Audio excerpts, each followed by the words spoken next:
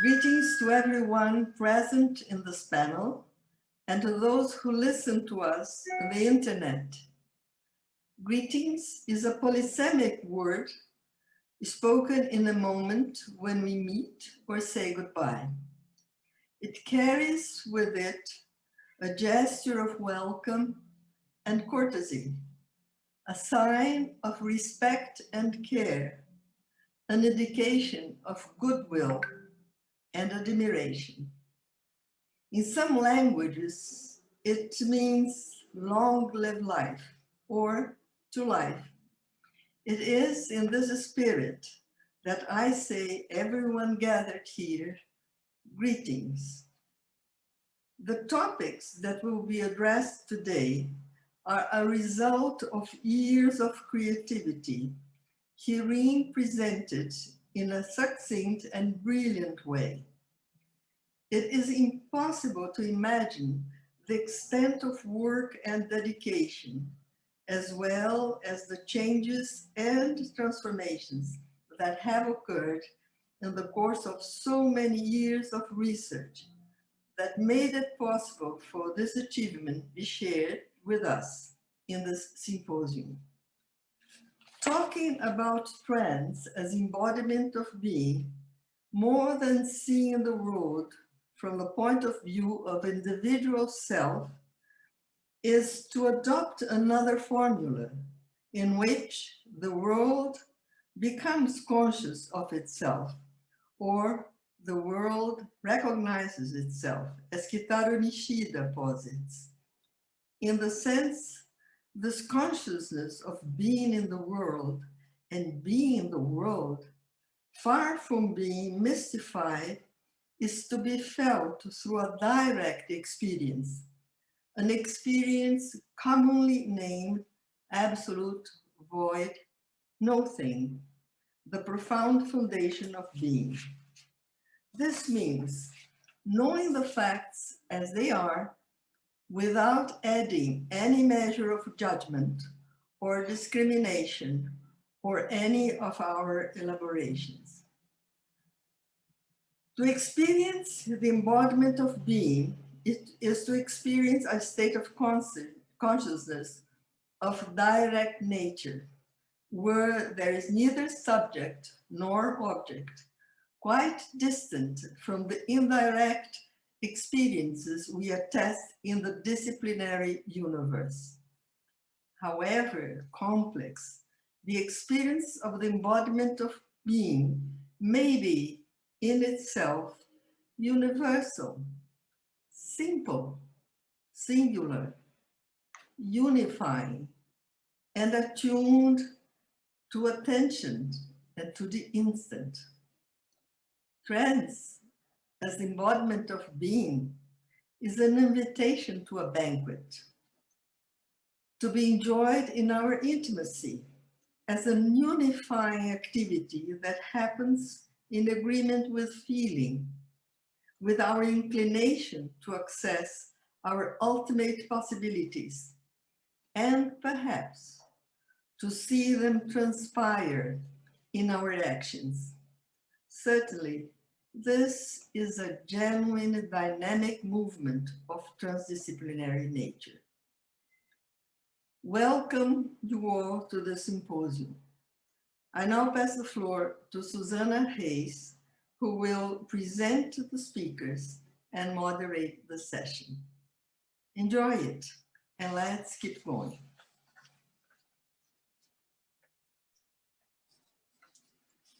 Good morning, everyone. Thank you, Maria, for that lovely introduction. And welcome, Harold Terry Lindahl, Julieta. I'll start right in with my introductions of Jennifer Gidley, who is in Australia and not able to join us directly, so we will have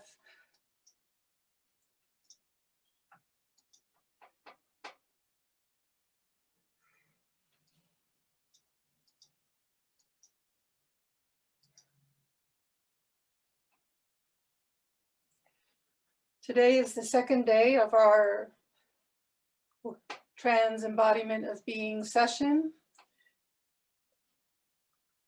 My name is Susannah Hayes. I am an artist and educator based in Santa Fe, New Mexico. I received my MFA from the San Francisco Art Institute and my doctorate from the University of California, Berkeley.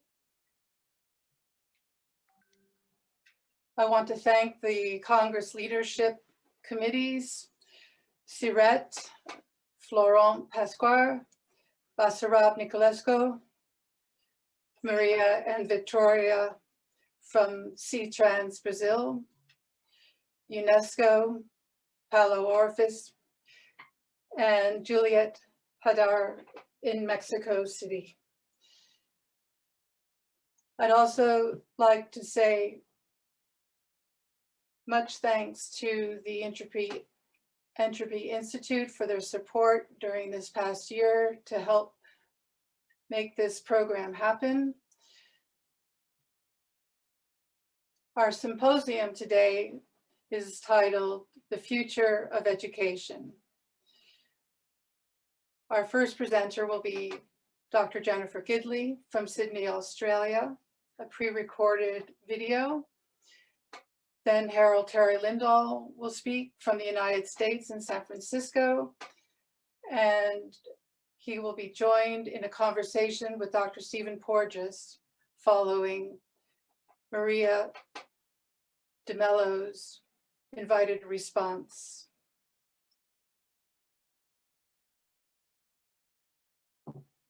Dr. Jennifer Gidley's talk title is Educational Futures, Transdisciplinary Pedagogies of Love, Life, Wisdom, and Voice. Her talk rests on the assumption that human consciousness is evolving beyond the boundaries of formal reductionist thinking and the siloism of disciplinary knowledge. She draws on transdisciplinary concepts such as integral theory, post-formal psychology, and planetary consciousness to explore educational futures in the light of the evolution of consciousness. She identifies 4 core pedagogical values that emerge in the space beyond reductionist skill sets and subject categorization: love, life, wisdom, and voice. While these core values can be explored philosophically and theoretically, she will focus on their embodiment through examples from the art of education. Since Dr. Gidley provides a full history of educational futures with her own personal involvement in biography, I will now ask Tilio to start her video.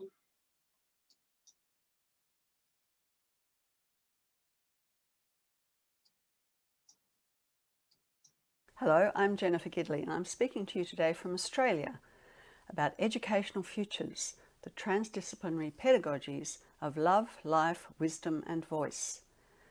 I'm thrilled to be speaking at the World Congress on Transdisciplinarity, and I want to thank Susannah and all the organisers for enabling me to be present and participating in this amazing Congress. I've been a futures researcher for over 20 years and was honoured this year to be included in the Forbes list of the world's top 50 women futurists.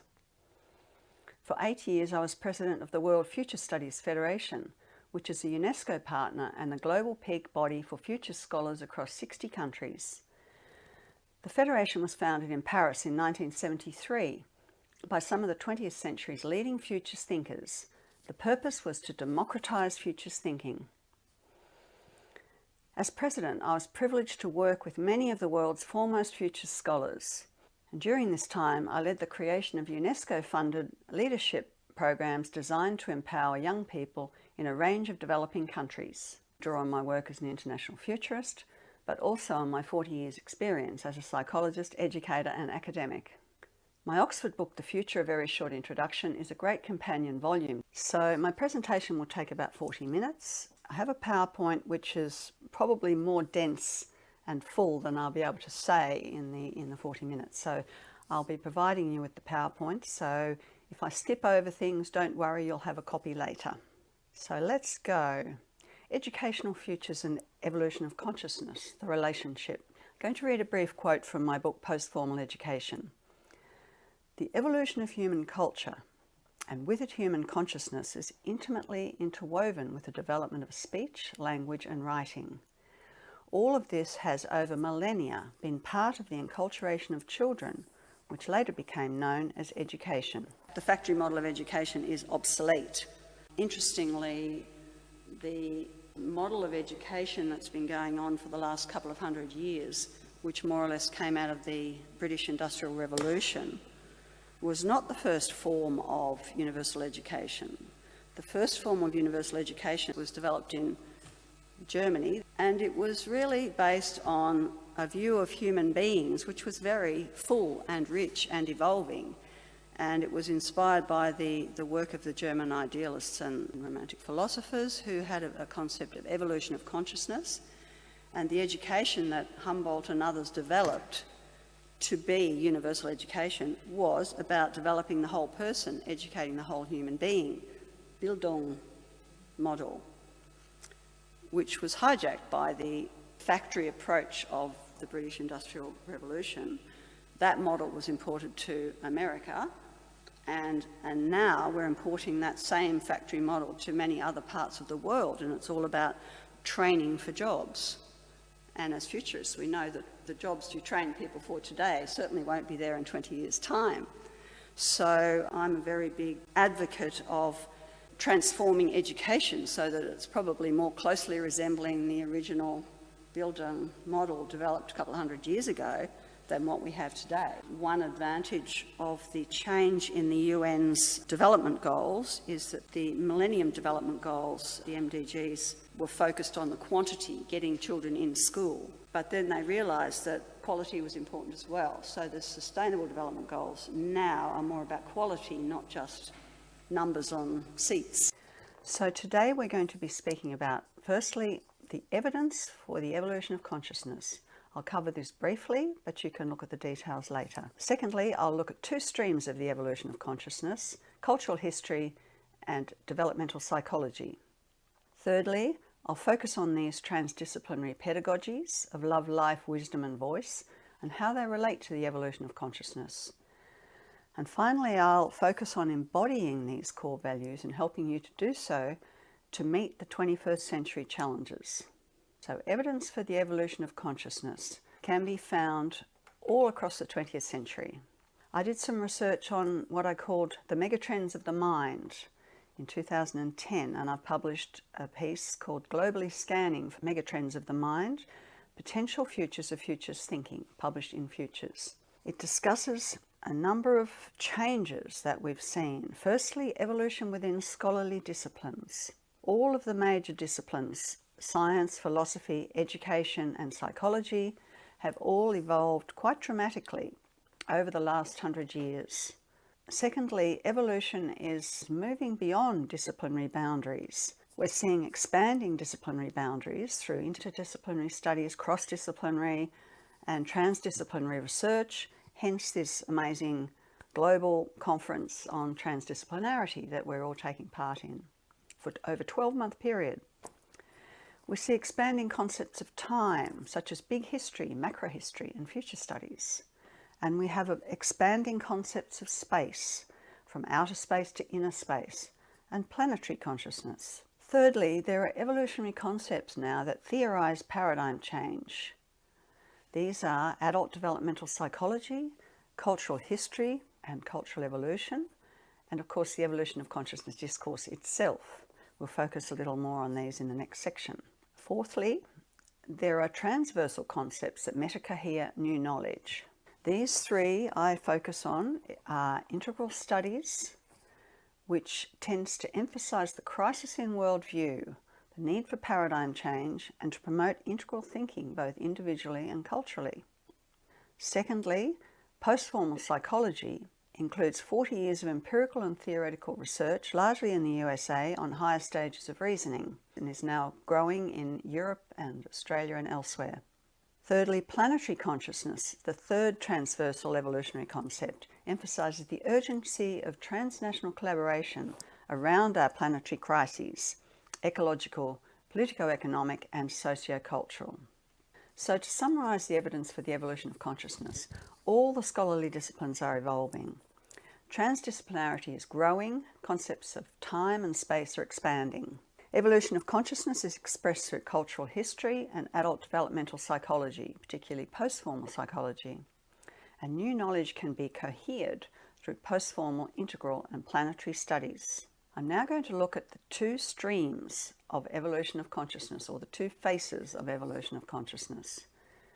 These are integral culture, the new emerging culture of our era, and post-formal psychology, higher cognition, that developmental psychologists call post-formal reasoning. So firstly, looking at cultural evolution. Humans have evolved culturally over millennia, not in a linear way, lockstep, complexly and recursively, but we're reaching a time where we are facing and integrating or embracing integral culture. In the 18th century in Europe, German idealists such as Goethe, Schelling and many others were already writing about the evolution of consciousness.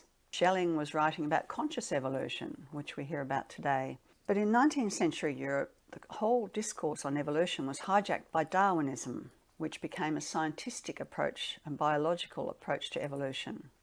In early 20th century Europe, Rudolf Steiner was writing about evolution of consciousness from 1904, and Sri Aurobindo in India from 1914. Pierre Teilhard de Chardin and Jean Gibson and many others were beginning to focus on these various concepts of evolution of consciousness. From the mid-20th to 21st century, in a global context, we now have our contemporaries, integral theorists such as Ken Wilber, adult developmental psychologists such as Jan Sinnott, transdisciplinary theorists such as Ervin Laszlo, and futures researchers and psychologists such as myself have all been writing about evolution of consciousness in the last 20 to 50 years. So we'll focus a little now on Jean Gebser's cultural evolution. Jean Gebser was a Polish-Swiss cultural historian. His seminal work was The Ever-Present Origin, amazing book. He's one of the most important cultural historians of the 20th century. He developed an overview of cultural history. He didn't talk about evolution. He spoke about mutating structures of consciousness over time. He focused on archaic consciousness in prehistory, magic consciousness in the Ice Age to the Agrarian Age, mythical consciousness from the Agrarian to 800 BCE, and mental rational mode of consciousness from around the time of the Greek philosophers and mathematicians to the Renaissance in 1500 CE. He then posited that integral consciousness began to emerge in around 1500 and that it's been continually emerging at the leading edge of society and culture among leading edge individuals until the present time and will continue long into the future. The most important thing we need to know from Gebser is that in the current cultural era, we are transitioning between the dominance of mental rational thinking or formal binary logic and the emergence of more complex creative and integrative logics or post-formal logics. But to understand post-formal psychology, we need to know about developmental psychology, and particularly the theories of Jean Piaget. So from the perspective of psychological development, Jean Piaget was also one of the most important psychologists of the 20th century. His seminal book, The Child's Construction of Reality, focused on 4 developmental stages in a child's life. Sensory motor in the infant, pre-operational from 2 to 6 years, concrete operations from 7 to 12 years, and what he called formal operations from 12 to 18 years. However, Piaget basically stopped there, although he did in some of his later writings flag the possibility that reasoning went further. He didn't theorize or empirically research anything more than formal operations. But since the 70s, adult developmental psychologists, particularly beginning with the US, have recognized higher stages of reasoning, and they call this post-formal reasoning or mature adult reasoning. The important thing to know about psychological development from Jean Piaget is that today Advanced individuals are in transition between the dominance of formal thinking or formal binary logic and the emergence of more complex, creative, integrative or post-formal logics. I now want to introduce Professor of Psychology at Towson University in the US, Jan Sinnott. She's a very important adult developmental psychologist of the 20th and 21st century. Professor Sinnott wrote the book, The Development of Logic in Adulthood, Post-Formal Thought and Its Applications, and she wrote it in 1998. And she put forward, along with several other psychologists and theorists at the time, the concept of post-formal reasoning, or sometimes called post-operational thinking or post-formal logics. So it includes such qualities as complexity, creativity, paradox, reflexivity, relativism, spirituality, and wisdom. If we look now at an isomorphic parallel between Jean Gibson and Piaget and Sinnott, we see amazing parallels between the cultural history of Jean Gibson and the developmental psychology approaches of Piaget when we include the post-formal psychologists positing post-formal reasoning as well.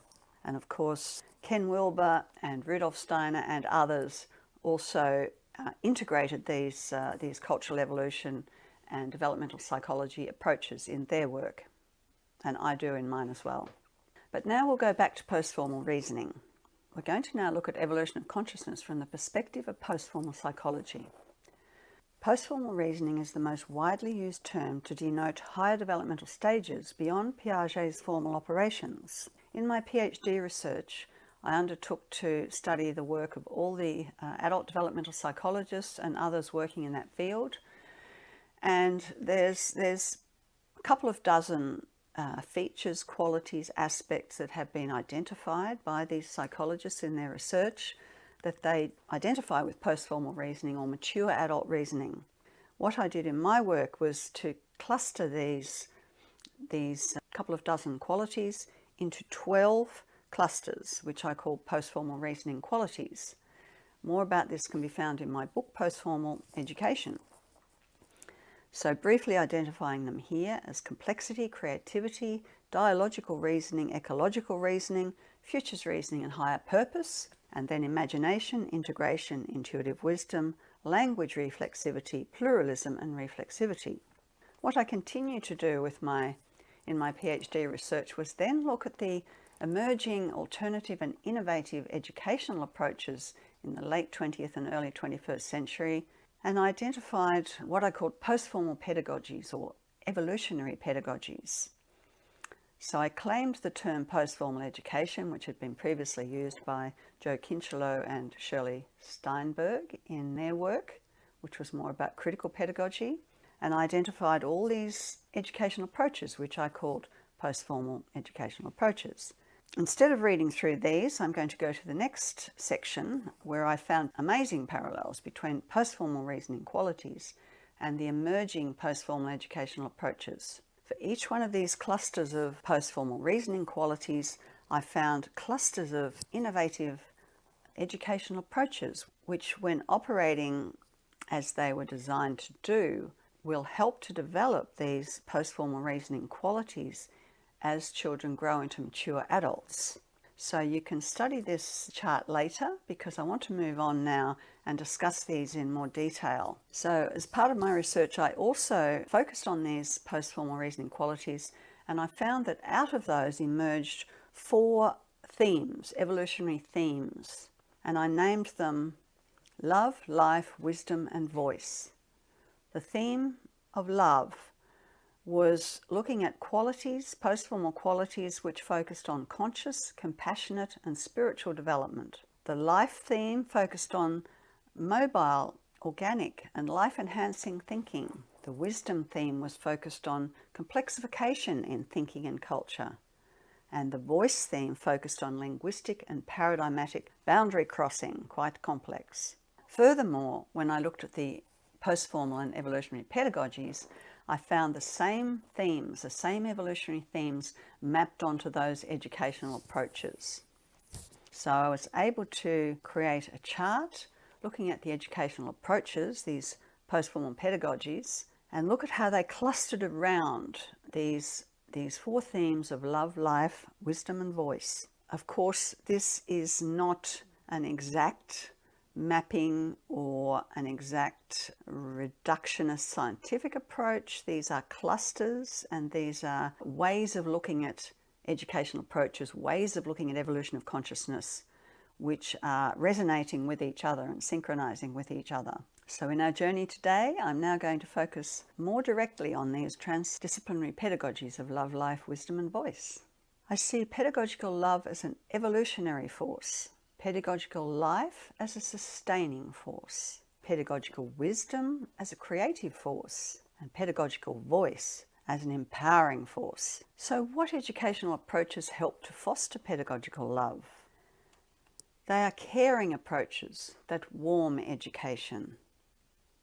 They're approaches that develop reverence, care. They integrate heart and hand. And they include approaches such as spiritual, transformative, and contemplative education, social and emotional education, and integral and holistic education. And here are some practical things that warm the children's hearts. Educators can acknowledge each individual child as a presence. They can connect authentically. You can nurture your children with beauty. You can develop community among your students. And you can encourage cooperation and collaboration. And importantly, you can take care of yourself as teachers. You need to practice self-love. So grow your own wisdom and your own aesthetic development. Model practical love and respect. Focus on intangibles such as meditation. And importantly, inspire a love of learning. I've found that pedagogical love fosters the post-formal qualities that are found in the theme that develops conscious, compassionate spiritual development. These are the post-formal reasoning qualities of higher purpose, dialogical reasoning, valuing the other, and integration or holistic thinking. I'm now going to look at pedagogical life. What educational approaches help to foster this? Enlivening approaches that revitalize education. The educational approaches that we focus on within pedagogical life are imaginative education, ecological, environmental and sustainable education, and futures and foresight education. There are practical ways to bring teaching to life. Firstly, develop your own imagination. Stretch yourselves. Use storytelling. Make it up, but make it relevant. We know that the image world, the media, the mass media, is full of a lot of negative images that young people are affected by, they're depressed by, they get a sense of hopelessness from the negativity in the media. So we need to focus on countering these negatives. You need to develop positive imagery for the young people, introduce them to positive things happening in the world. This is what we need to do to counter the negatives. Practical ways to enliven the curriculum: creative handwork. Creative, organic, out-of-the-box architecture helps them to think out of the box. Rhyme and rhythm, cycles of nature. Practice nature care, looking after gardens, growing vegetables, herbs, flowers. So if we develop pedagogical life in children, we will help them to develop mobile, life-enhancing thinking. So as adults, they will have imagination, they will have a sense of ecological reasoning and futures reasoning. Thirdly, pedagogical wisdom. How do we educate for this? We need to use multimodal approaches to create discernment among young people. Wisdom education is about creativity. It's multimodal, it's layered. So there are educational approaches on creativity in education, complexity in education, even wisdom education itself. These are out there in the world. These are individual, innovative approaches to education that are already happening. We need to explore these, and I cohere them under the pedagogies of wisdom. How to be multimodal in your education. It's the bedrock of wisdom. As a teacher myself, as an educator, I danced between subject and context so that the young people saw the interconnectedness between what they were learning and everything else. Conceptually, through imaginative thinking and vitality. Visually, through using pictures, diagrams, getting the children to create artistic activities, imaginatively through story, poem, song, dance, role play, or experientially through handwork, gardening, excursions, school camps. Then you can cultivate other broad literacies to help create discernment. There is a great value in free and creative play. What about games? Well, there's a lot of discussion about video games because many of them are violent, disruptive, but there are altruistic video games. There's a new genre of altruistic digital games. Board games can help to develop systems thinking. And then there are finally some unusual literacies, such as happiness, humour and laughter. Maggie McClure, British educator, talks about frivolity as one of those rare and special literacies we need to develop. So pedagogical wisdom helps to develop complex creativity in young people. It relates to the evolutionary theme of a complexification of thinking and culture. So it develops in adults creativity, complexity, and even intuitive wisdom. Fourthly and finally, pedagogical voice. How do we educate to foster this? Multivocal approaches nurture empowerment. So to develop the pedagogical voice, we need to focus on those many educational approaches which are multicultural, which help to develop self-reflection, and even to respect silence. Postmodern and post-structuralist pedagogies, aesthetic, artistic and poetic education, critical, post-colonial, global and planetary education. These are all individual educational approaches. There's 9 of them there I've just mentioned. They're all operating out there in little pockets in the world, and I cohere these under the idea of pedagogical voice. Why is human voice so important in education? Because today the human voice is continually mediated by technology.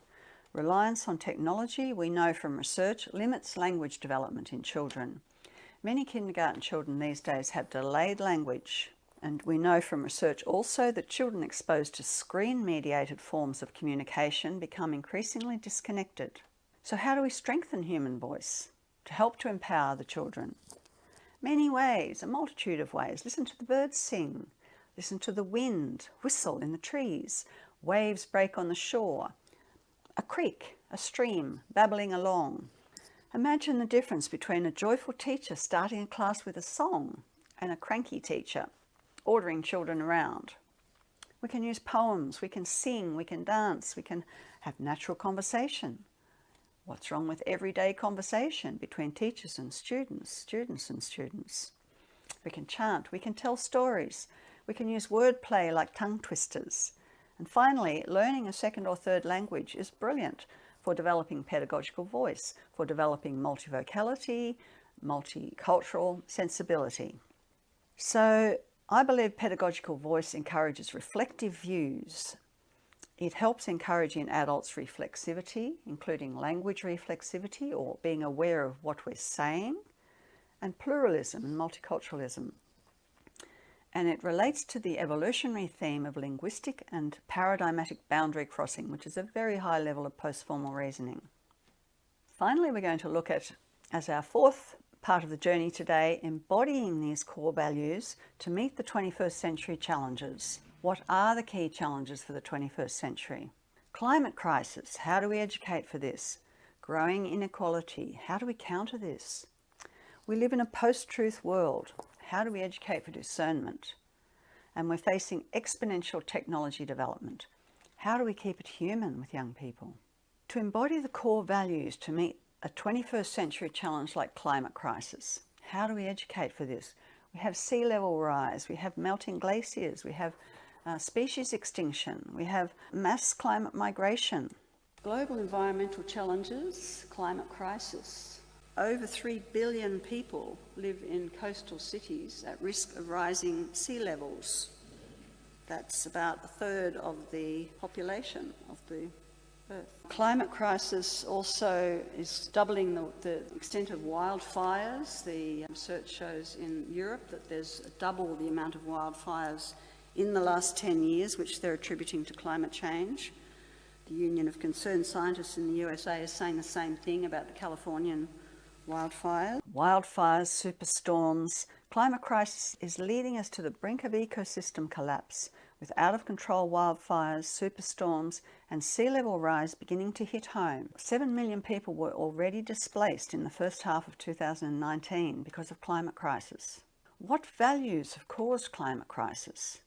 It seems to me we've forgotten to value life, the environment, and our future. We don't think in terms of a long-term future for our future generations. But I believe the pedagogies of life can help turn around climate crisis. If young people are educated with imagination, with a sense of ecological sensibility and foresight, a view of long-term futures, they will develop an ecological sensibility that will help them to turn around climate crisis. Next, to embody the core values to meet growing inequality. How do we counter this? Economic disparity. Is that a challenge? Yes, absolutely. Apple, Google, Amazon, Facebook and Microsoft, between them, have a combined net worth of $3 trillion US, and they're competing at the moment between themselves to be the first one to have $1 trillion, to be worth $1 trillion. So they're Apple's new $5 billion largest office block on Earth about to open. Meanwhile, far away from Silicon Valley, the UN Commission on Human Rights tells us that in 2005, 100 million people were homeless worldwide, and 1.6 billion lacked adequate housing in 2015. So we have a big challenge, and it seems to be widening the gap. We see here Jeff Bezos, the world's richest man, and his 165 million Beverly Hills mansion. But many of his Amazon staff are on food stamps. And the Oxford 2018 report tells us that the world's richest 1% got 82% of the wealth generated in 2018. It would be much worse now.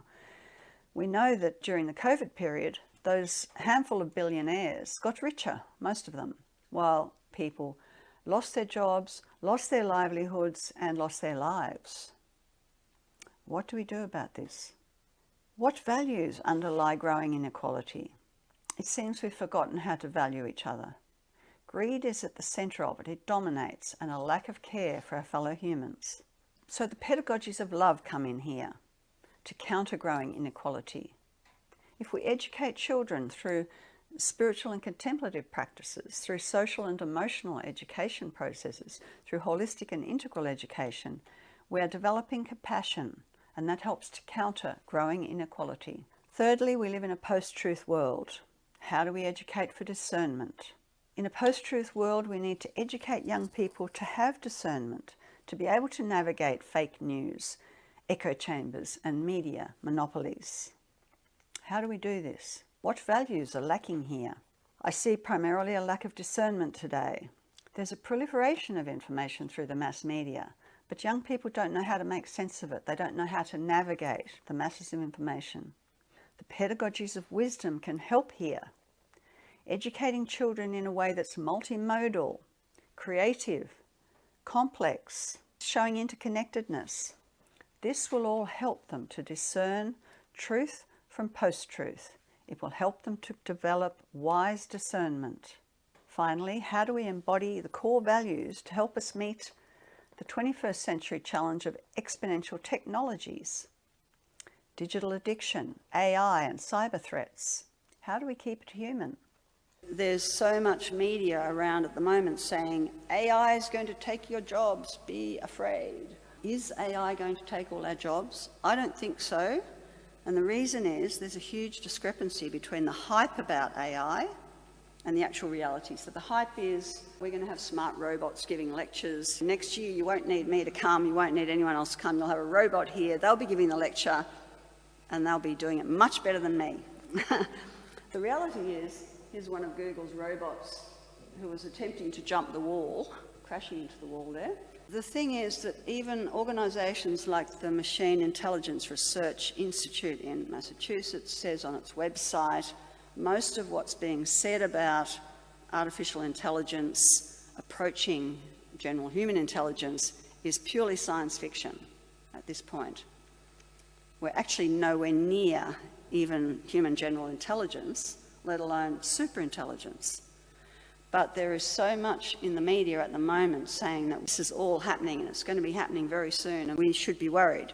So one of the things that worries me about this is not that AI will take over our jobs, but that the tech developers who are working on this have very narrow cultural frameworks. There's a lot of literature on this. They're mostly young white males in America. They're self-educated. They haven't studied ethics. They haven't done a general liberal arts degree where they have any philosophy, psychology, history, any of these things. They've got a very limited view of intelligence. They think intelligence is a binary code. So a lot of the things they're creating are full of biases, full of cultural biases and extreme limitations. So these are some of the problems that we need to be aware of in that whole situation. In this electronic age of voicemail, chat rooms and talking computers, the least valued of evolutionary forces is the human voice. Without it, little children cannot even learn to speak. So what is being valued here with exponential technology? Certainly profit. Silicon Valley is very wealthy, and there's a lot of greed involved in developing these exponential technologies and convincing people they need them. But especially it's about undervaluing human qualities. It's based on a technotopian worldview, not a human-centered worldview.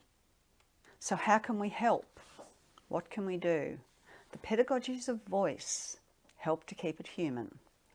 There's a whole range of them we spoke about before: postmodern and post-structuralist, aesthetic, artistic, poetic, critical and planetary, educational approaches, and finally lots of human voice. Talk to children, talk to young people. Let them talk amongst themselves.